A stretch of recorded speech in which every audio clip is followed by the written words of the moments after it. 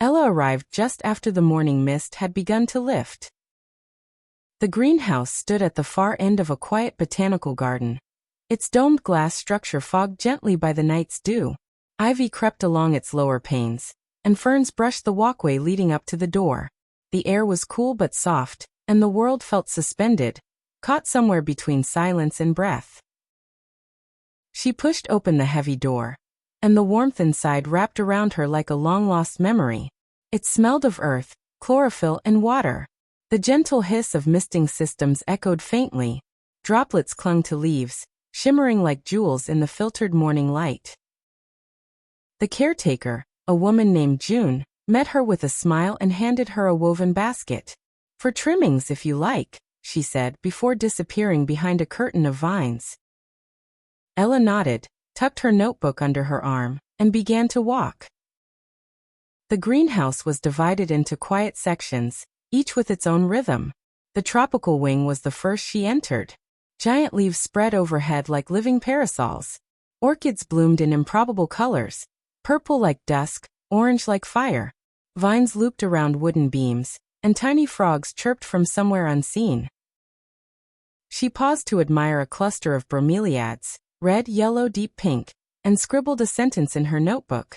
Some beauty grows only in moisture and patience.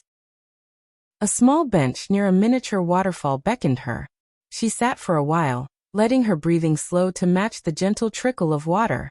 In front of her, a butterfly landed on a leaf, opened its wings, and stilled, as if performing for no one in particular.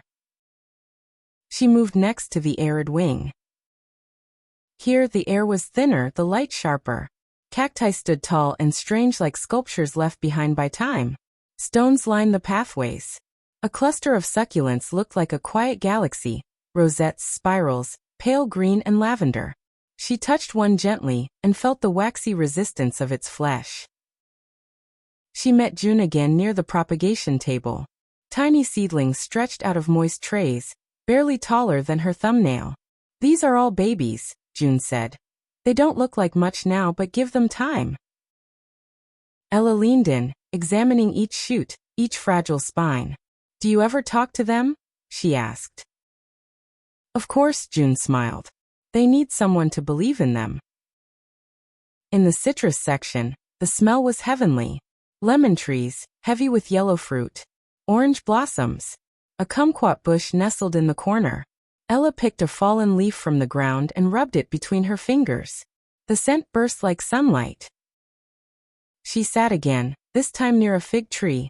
The branches arched above her, and the floor beneath was scattered with dappled shadows. She wrote, "It's easy to forget that growth is often invisible. You only see it later, when the green breaks through, when the fruit appears." A family wandered in briefly, a mother, a father, 2 young children.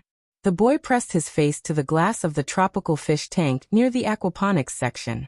The girl cupped her hands beneath a misting sprayer, laughing at the way it kissed her skin. They didn't stay long, but their joy lingered like pollen in the air.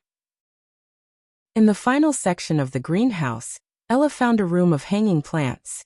Vines tumbled from pots suspended above, creating a curtain of soft, breathing green. She stepped through slowly, brushing aside strands of spider plant, philodendron, pothos.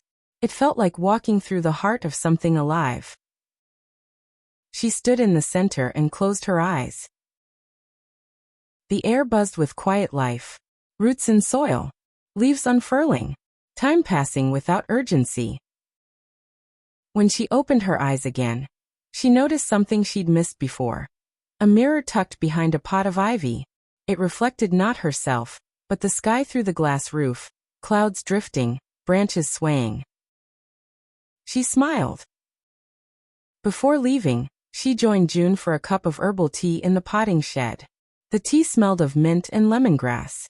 They sat without much speaking, both content with the kind of silence that happens after a day spent among plants.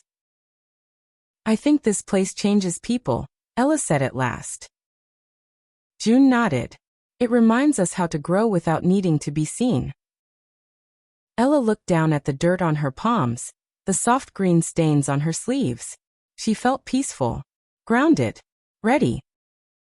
She left the greenhouse slowly, passing once more through its glass doors into the open world. Outside, the sky had cleared to a soft blue, and the breeze carried the scent of wet stone and moss. She walked away carrying nothing but her notebook, her basket of green trimmings, and a heart made lighter by roots and light. And in the margins of her notes, she added one last line. The world grows, even when we forget to watch.